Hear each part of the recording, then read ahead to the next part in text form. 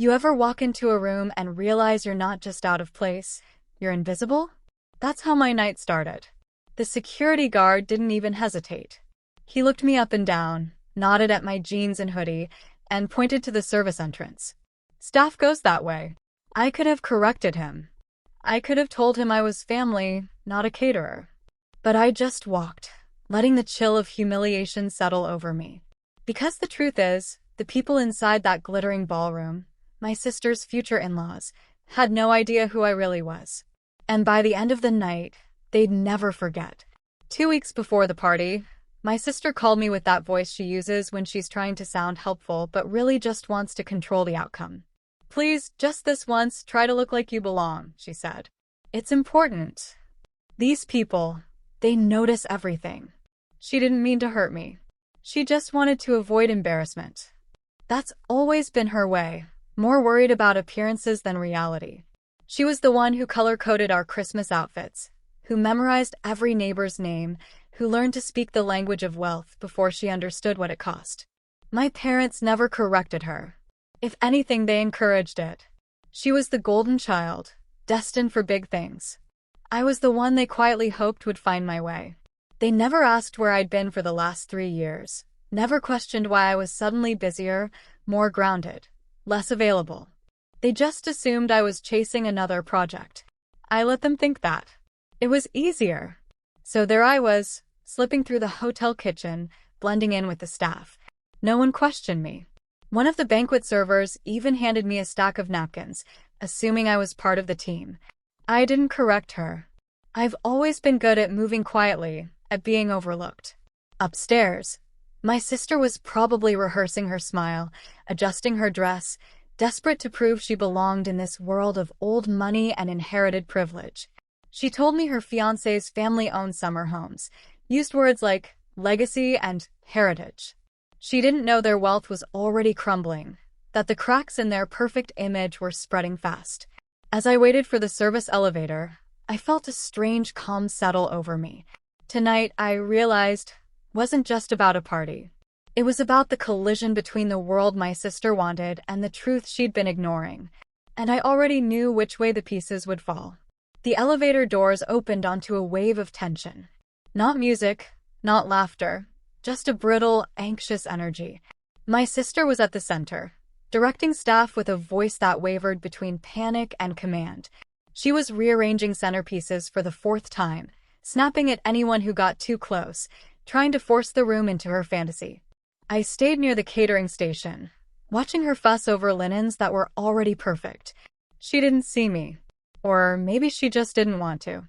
The groom's family stood nearby, radiating the kind of confidence that comes from believing the world owes you. The mother inspected the flowers like she was shopping for diamonds. The father hovered, pretending to care, but really just checking his watch. The younger brother leaned against the bar, scanning the room for someone to impress. I tried to slip past, but the younger brother caught my eye. "You working tonight?" he smirked, glancing at my clothes. Before I could answer, he pulled out a bill, folded it, and offered it to me. "If you're not busy later, I could use a drink brought up to the suite." I didn't take the money. I didn't take the bait. I just turned away, hearing him mutter, "These staff girls are so sensitive." Inside the kitchen, things were unraveling. The chef was pacing, muttering about last-minute menu changes. My sister had demanded a new menu, then changed her mind, then changed it again. The staff wasn't angry anymore. They were just tired. "If she sends this back one more time, I'm quitting," one server whispered. Another said, "The groom's mother already complained the champagne was the wrong shade of gold." I kept peeling shrimp, my hands moving on autopilot, as voices drifted in from the ballroom. "Did you hear? The groom's mother tried to bribe the sound guy to mess with the audio later." My stomach tightened. I didn't need to guess who the target was. Then, a floor manager rushed in pale. "The event payment bounced," he whispered to the chef. "It got returned this afternoon." The chef's spoon clattered onto the counter. "What do you mean bounced?" "I mean there's no money." The truth hit the kitchen like a cold wind. Suddenly, everything made sense.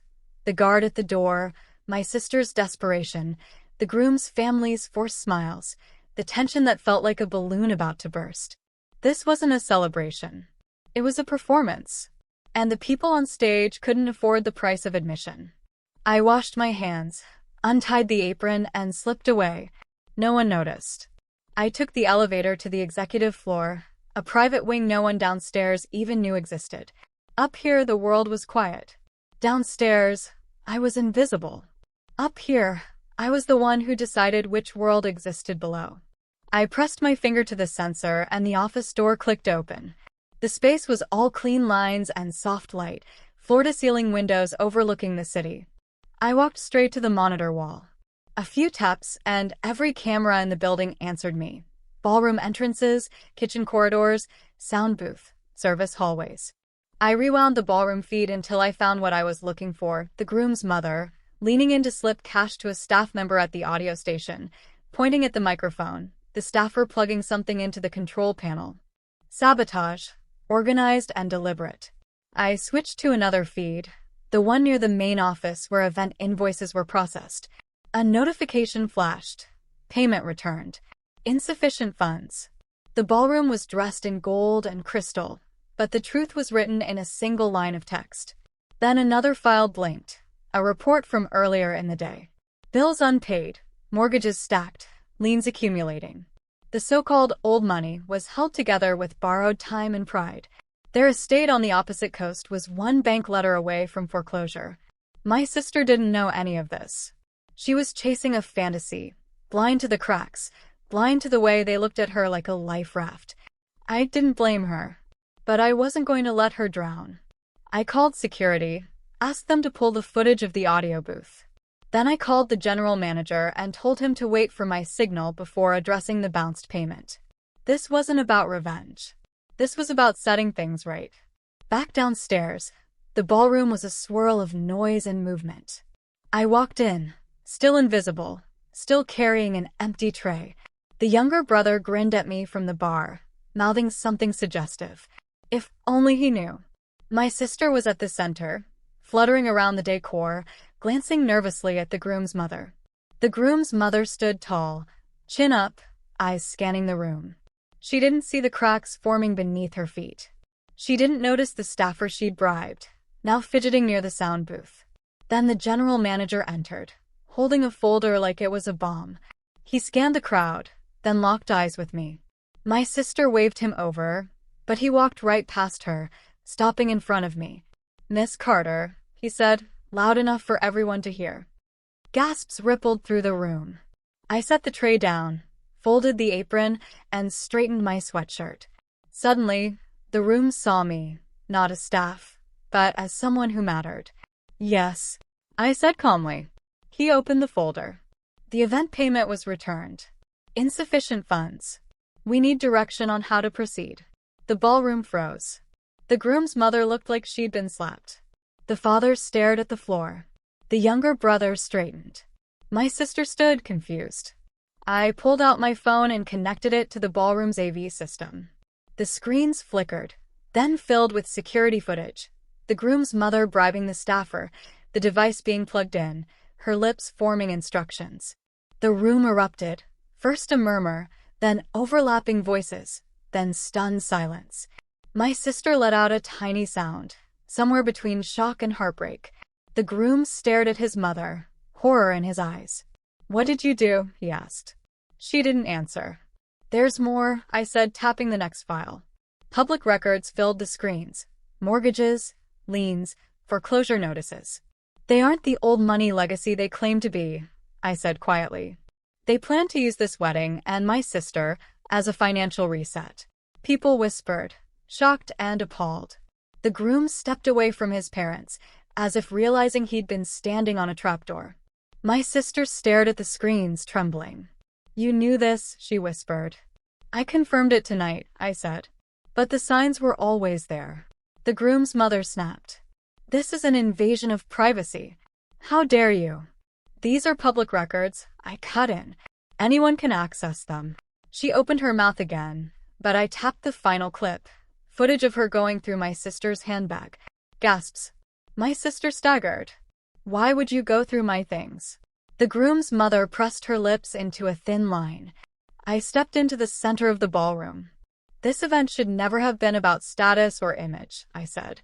But tonight, it became something worse. Manipulation, sabotage, lies. I looked at the groom's mother. You tried to destroy someone else's reputation to protect your own. You tried to use my sister as collateral.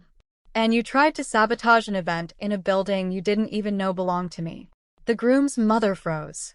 My sister blinked, trying to process. You own this place? I nodded. And the rest of the chain. Shock rippled across her face. Surprise, confusion, guilt, something softer. Why didn't you tell me? My sister whispered. I tried, I said gently. But you were too busy worrying about how I looked to hear what I'd accomplished. Her chin wobbled. The groom turned to me. I swear I didn't know they were doing this. If I had. This isn't about sides, I interrupted. It's about truth. I faced the groom's mother. For your actions tonight, you have two options. 1. Leave quietly, and I'll absorb the cost of this event as a gift to my sister. 2. I report the attempted sabotage and bounced payment, and let the authorities handle it. Her husband tugged her arm. Let's go. She didn't argue. They left, heels clicking out a slow retreat. The younger brother hurried after them. The groom stayed, turning to my sister with tears in his eyes. I don't care about the money. I care about you. I want to build a life with you, on our own terms, not theirs. My sister sobbed, collapsing against him. Then she turned to me, voice breaking. I'm so sorry. For not seeing you, for not listening, for letting my insecurity make you small in my mind. I hugged her. You're not small. You just forgot who you were. Tonight was a reminder. Behind us, the guests began to talk again. The band played a softer song. Staff members nodded at me, grateful. The room settled into a strange mix of shock and relief. A party turned courtroom turned lesson. My sister lifted her head. What happens now? Now, I said, you choose a future built on honesty, not image. The groom slipped his hand into hers. I want that too. I nodded. Then start from the ground up. Together. As they stood beside me, quiet and real, I felt something inside me loosen. This wasn't revenge. This was clarity. A new beginning, carved out of old wounds. Tonight, truth didn't just come out. It came home. The ballroom emptied quickly. The groom's parents slipped out, leaving behind the last fragments of their polished image. Staff moved quietly, almost lighter, as if someone had finally opened a window. My sister and her fiancé stayed behind with me. They weren't glamorous anymore. They were just two people, standing in the ruins of a night that almost broke them. And in that rawness, something honest finally appeared. The next morning, my sister showed up at the hotel in simple clothes and asked where she should start. I pointed her toward housekeeping. She didn't argue. She wanted to understand the people she'd spoken over, ordered around, dismissed. The groom joined the accounting team, determined to face the numbers his family had avoided for years. Weeks passed. They moved into a modest apartment, paid their own rent, learned to shop with coupons, laughed at burnt dinners. I watched them grow into themselves. As for the groom's family, their estate eventually slipped into foreclosure. They moved south, chasing a quieter life. Justice didn't roar. It unfolded quietly, the way truth prefers. A year later, my sister married in the hotel garden. No chandeliers, no performances, just sunlight, a few close friends, and a promise built on truth. She walked through the service entrance on purpose that day, smiling like she finally understood where her real life began. I stood in the back, watching her step into a future she chose, not one chosen for her. And for the first time in a long time, everything felt right.